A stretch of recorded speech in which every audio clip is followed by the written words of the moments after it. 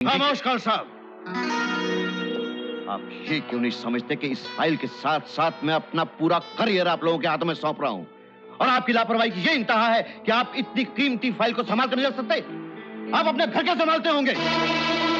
तुमने उसे जानबूझकर अंदर आने दिया, मेरी बलि देकर मुझसे छुटकारा पाने के लिए। मैं क्या कर सकती थी? तुम उसे घर में आने से रोक सकती थी। उसके पास सर्च वारंट था। सर्च वारंट था तो तुमने मुझे फोन क्यों नहीं किया? मैंने बहुत कोशिश की लेकिन लाइन नहीं मिली। हाँ, लाइन कैसे मिल सकती थी? लाइन तो घर पे मिली हुई थी ना। तुम्हारा पुराना यार आया हुआ था तुमसे लाइन मारने के लिए।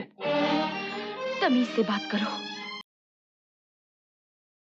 मैंने तुझे यहाँ इसलिए नहीं रखा कि तू अपने आशिक को अपने बदन के साथ साथ मेरी फाइलें भी हवाले कर दे। अब की बार आएगा तो मैं तुम्हारी बात जरूर मानूंगी। क्या? मिस्टर कॉल, खबरदार जो अब मुझे हाथ भी लगाया। मैं तुम्हारी रखी हुई औरत नहीं हूं जिसे जब चाहा रौंद दिया। अगर तुम समझते हो कि मैं तुम्हारी पीठ पीछे गैर मर्दों के साथ गुलछर्रे उड़ाती हूं तो मुझे निकाल क्यों नहीं देते? तुम्हें कसम है, मुझे अभी इसी वक्त घर से धक्के देकर बाहर निकाल दो।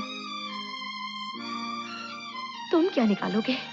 तुम में गैरत नाम की कोई चीज ही नहीं है। लेकिन मैं बेगैरत नहीं, मैं खुद चली जाऊंगी। तुम यहां से नहीं जा सकती। अच्छा, मैं जाऊंगी और हमेशा के लिए जाऊंगी। मैं तुम्हारी गुलामी और बर्दाश्त नहीं करूंगी। विद्या,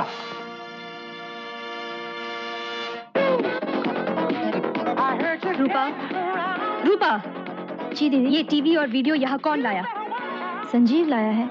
जी, मैंने रूपा को प्रेजेंट दिया है। तुम अंदर जाओ। मैं कहती हूँ अंदर जाओ। मुझे संजीव से कुछ जरूरी बात करनी है।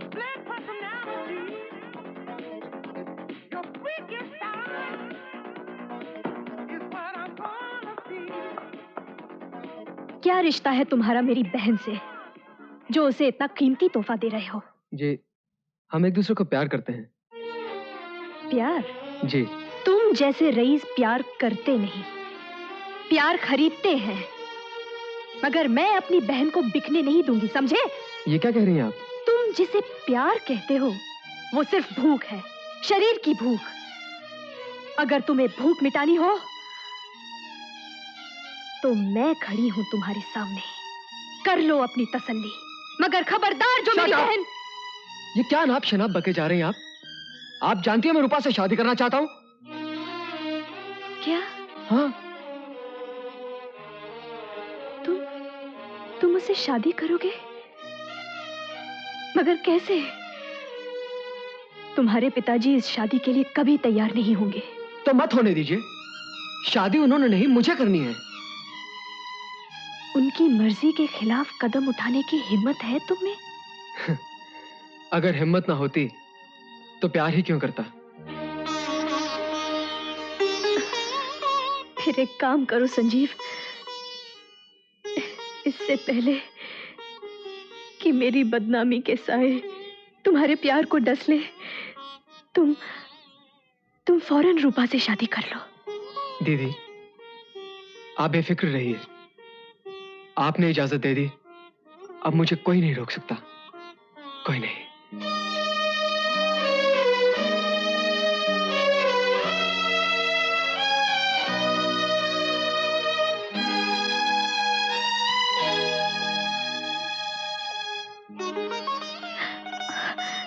जीते रहो, जीते रहो।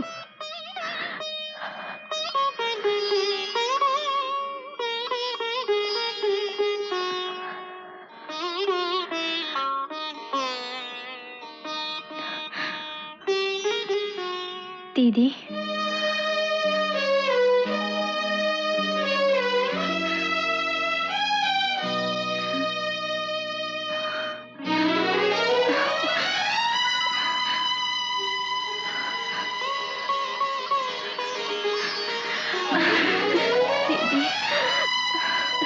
दिमाग खराब हो गया है तुम्हारा। तुम उस लड़की को इस घर में बहू बना के लाओगे? हरगिज नहीं। देखो संजीव, मैं इस घर को कोठा नहीं बनने दूंगा। डैड, रूपा एक इज्जतदार लड़की है। और उसकी बहन सीमा है? ऐसी बेवकूफी मत करो संजीव। तुम अपना कैरियर चौपट कर लोगे। मैं चाहता हूं कि तुम पॉलिटिक्स ज्वाइन करो। टॉप के लीडर बनो, लेकिन उस लड़की से शादी करके तुम अपने कैरेक्टर पर दाग लगा लोगे। मुझे ऐसे पॉलिटिक्स से कोई मतलब नहीं डैड, जहां लोग कैरेक्टर पर लगे दाग को छिपाने के लिए सफेद कपड़ों का इस्तेमाल करते हैं। संजीव, कौन सा दाग है मेरे कैरेक्टर में? बोल। मेरा मुंह मत खुलाइए डैड, मैं सब जानता हूं। आपने शास्त्री जी के बेटे मेरे दोस्त राजू के साथ क्या किया था? हाँ किया था, मैंने किया था। और सुन ले, अगर तूने मेरा कहना नहीं माना तो रूपा के साथ भी वही होगा जो राजू के साथ हुआ था। मैं मर जाऊं तो दूसरी बात है, लेकिन मेरे जीते जी आप रूपा का कुछ नहीं बिगाड़ सकते, कुछ नहीं।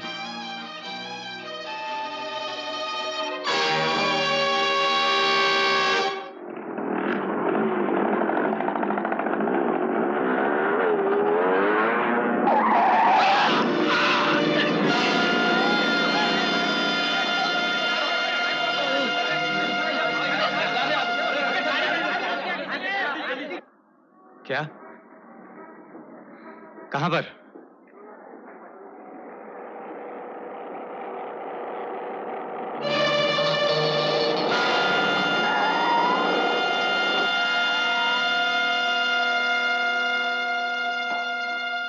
सर, इस कार का मोटरसाइकिल से एक्सीडेंट हुआ था। हाँ, पुलिस स्टेशन में रिपोर्ट कर दो। सर, लड़के की हालत बहुत खराब है। मर तो नहीं गया? मुझे नहीं मालूम। बाहर आओ। क्यों? बाहर आओ, फिर बताता हूं। ये रुबाब किसको दिखाते हो? मिनिस्टर की गाड़ी चलाते चलाते खुद को मिनिस्टर समझने लगा है क्या? चल सालिया। एक्सक्यूज मी सर, आप मंत्रालय तक मेरी जीप में चले जाइए। जीप में? आप तो कायदे कानून अच्छी तरह जानते हैं। ये दोनों काज मुझे अपनी कस्टडी में लेनी होगी। हाँ।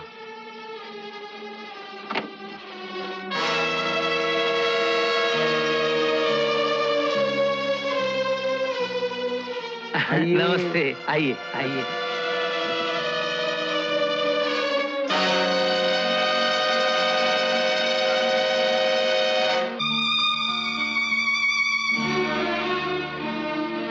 तू यहाँ क्यों आई? हाँ? लाला, कभी तो अकल को छू लिया करो। अगर तुमने यहाँ रूपाली पे गुस्सा किया तो सिर्फ अस्पताल में नहीं बल्कि सारे शहर में खबर फैल जाएगी कि इस लौंडिया का तुम्हारे बेटे से कोई रिश्ता है। चलो चलो, आओ चलो।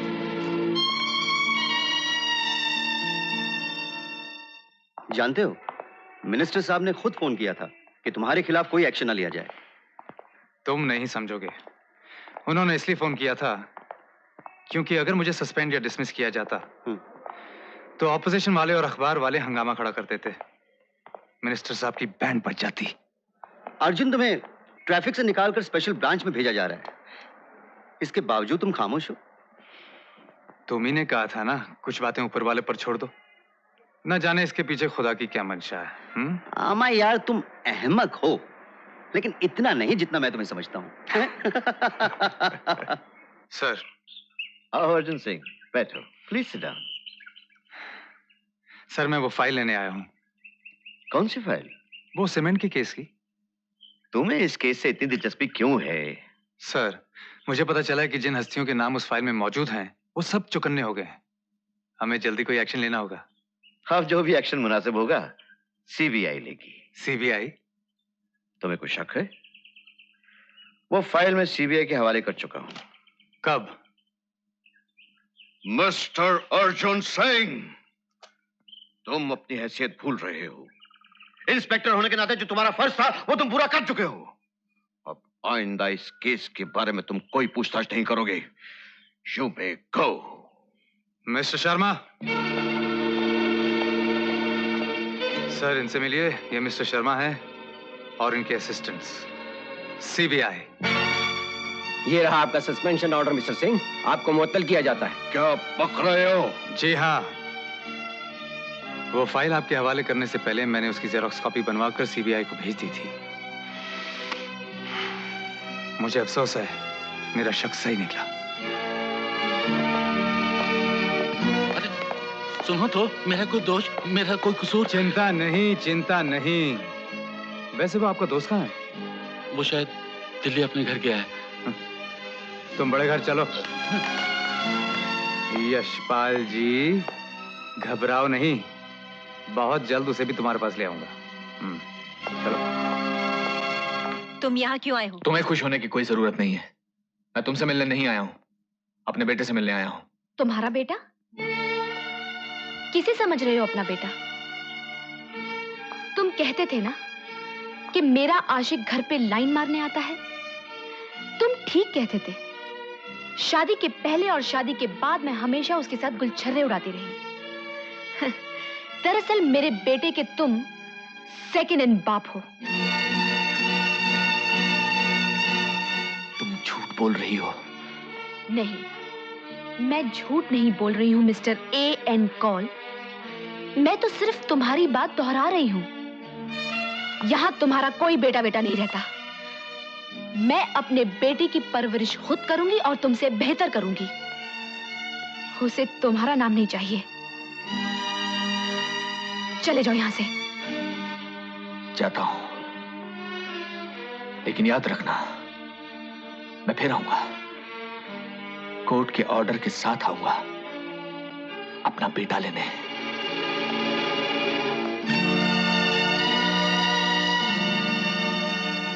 बेटी, ये तूने क्या कह दिया? आपने जो कुछ सुना सब झूठ था पिताजी। इन्होंने मेरे पति होने के नाते मुझ पर इतने जुल्म किए हैं, इतने अत्याचार किए हैं कि मैं इनके मर्दाना अहंकार को चोट पहुंचाकर ही अपने अपमान का बदला ले सकती थी। बिट्टू की कसम पिताजी, आपकी बेटी ने अपनी मर्यादा कभी नहीं तोड़ी।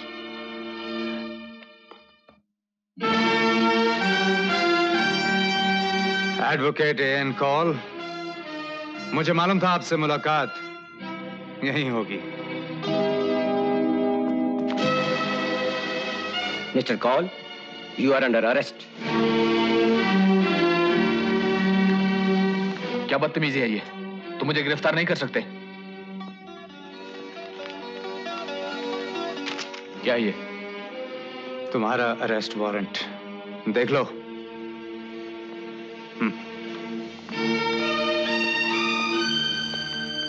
अर्जुन, ये सब क्या हो रहा है?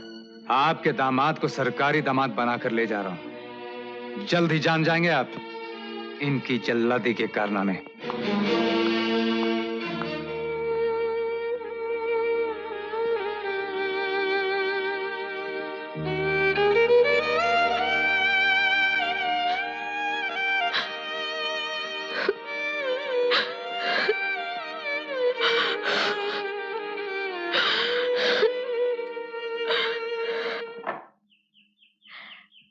अरे आप आइए ना।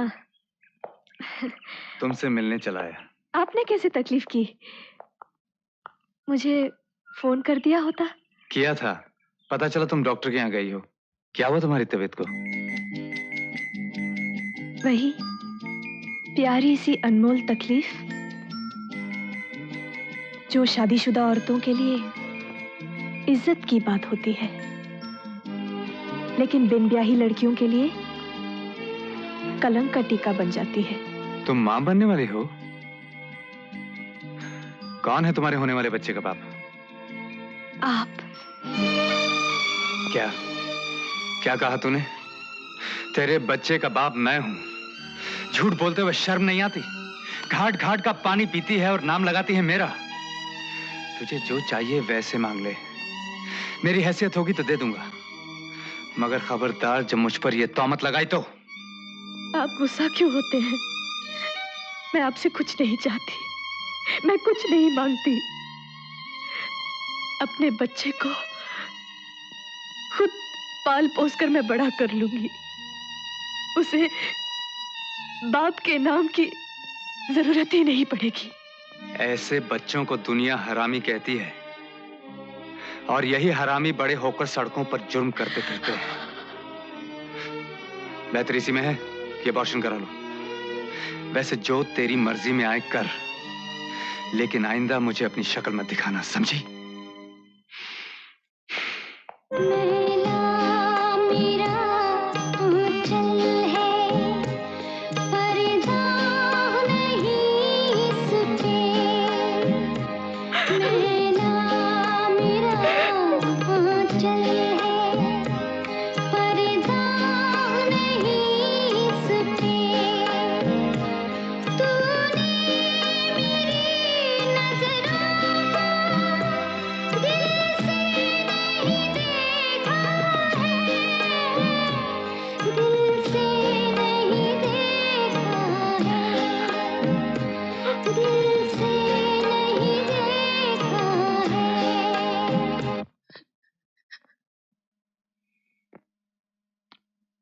वाकई यार, आदमी अपनी जात दिखाए बिना बाज नहीं आता।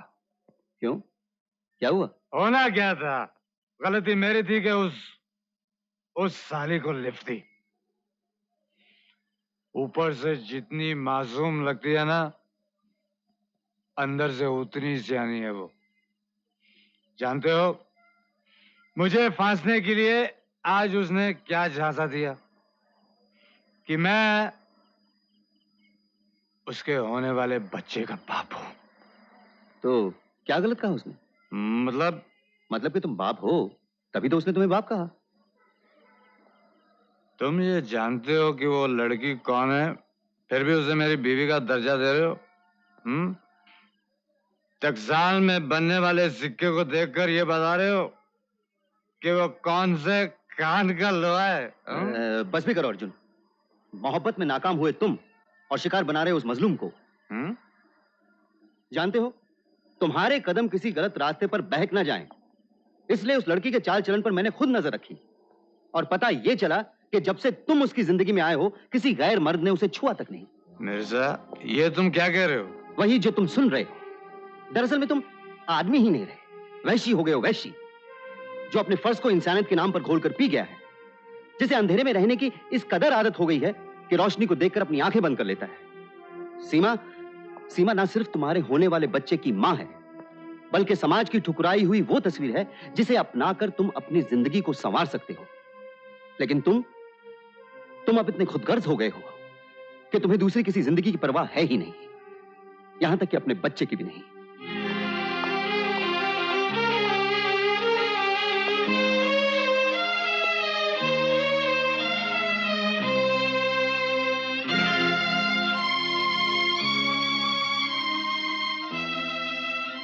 ये क्या है? तुम्हारे लिए साड़ी। तुमने एक बार कहा था ना, याद है? हाँ। और आज तक आपने जो भी कहा मुझे वो सब याद है। सीमा, मुझे अपनी भूल का एहसास हो गया है। मैं आज तक तुमको, खुद को, दोनों को धोखा देता रहा हूं। सच तो यह है कि मैं तुमसे प्यार करता हूं, बेहद प्यार करता हूं। सीमा, मैं तुमसे शादी करना चाहता हूं। महसूस हुआ तुझको अब मेरी वफा क्या है। मुझसे शादी करोगी ना?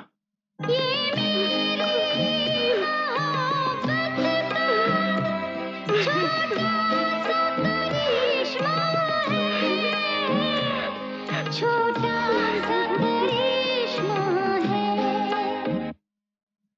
संजीव, मैं राजू की बहन पूजा दीदी से मिलना चाहता हूँ। मुझे उनसे जरूरी बात करनी है। हाँ, मैं उन्हें अभी लाती हूँ। क्या तेरे बाप को जेल हो गई तो मेरे जाने का बंदोबस्त कौन करेगा? फिक्र मत करो, डैडी जाने से पहले मुझे सब समझा गए हैं। मैंने सारा इंतजाम कर लिया है।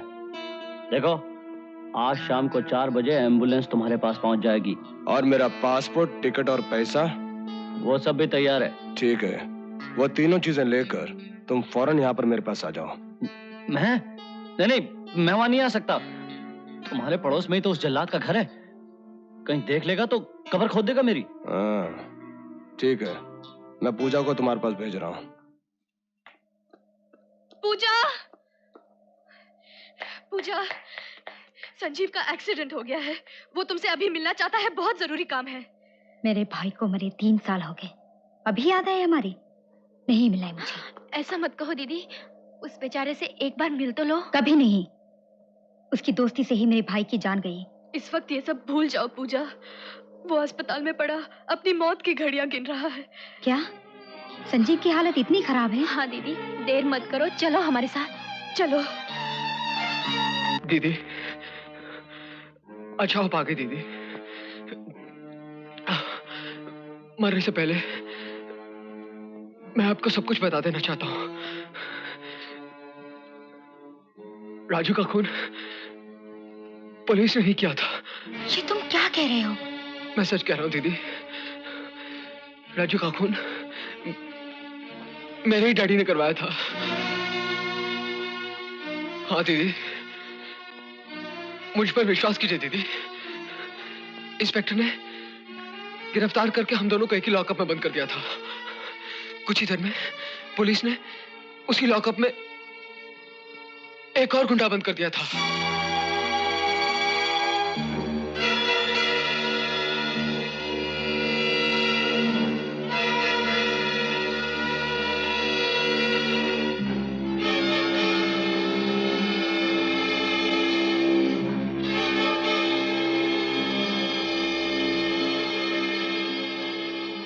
पृथ्वी सिंह जी, ये रहे आपके पूरे 3 लाख।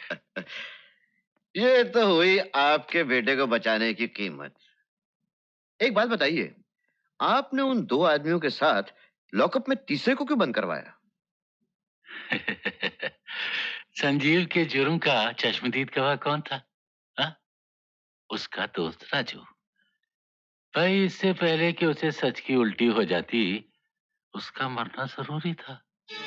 जी आप क्या कह रहे हैं यशपाल जी? अरे, आपको पता नहीं कि राजू... लेकिन कैसे? एक मामूली सी चॉकलेट से उस तीसरे आदमी ने वो जहर भरा चॉकलेट राजू को खिलाकर उसे जिंदगी से आजाद कर दिया, और मेरे बेटे को मुसीबत से। दीदी, जो मेरे डैडी ने आपके साथ किया, उसकी सजा भगवान ने मुझे दे डाली। ये मुझसे क्या अनर्थ हो गया? मेरे भाई के कातिल को अपने ही घर में पनाह दे डाली।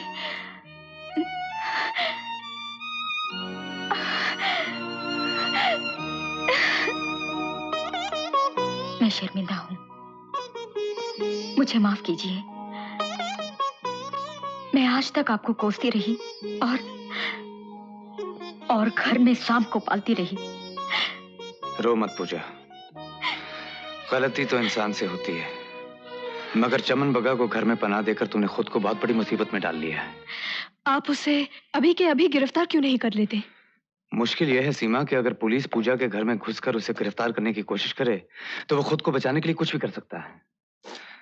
घर में इनकी माँ है, शास्त्री जी हैं, वो उनकी जान तक ले सकता है। अब क्या होगा? सब ठीक हो जाएगा। तुम वैसे करो जैसे उसने कहा है, उसकी बताई हुई जगह से रुपए ले आओ। उसकी स्कीम के मुताबिक उसे एम्बुलेंस में जाने दो। जैसे वो घर से थोड़ी दूर जाएगा हम उसे गिरफ्तार कर लेंगे। सीमा, तुम इनके साथ जाओ, लेकिन मेरे घर पे रहो। तुम्हें किसी बात का शक हो तो फौरन सीमा को खबर कर देना, ये मुझे फोन कर देगी। और हाँ, याद रहे, तुम्हारे बर्ताव से उसे जरा भी शक नहीं होना चाहिए।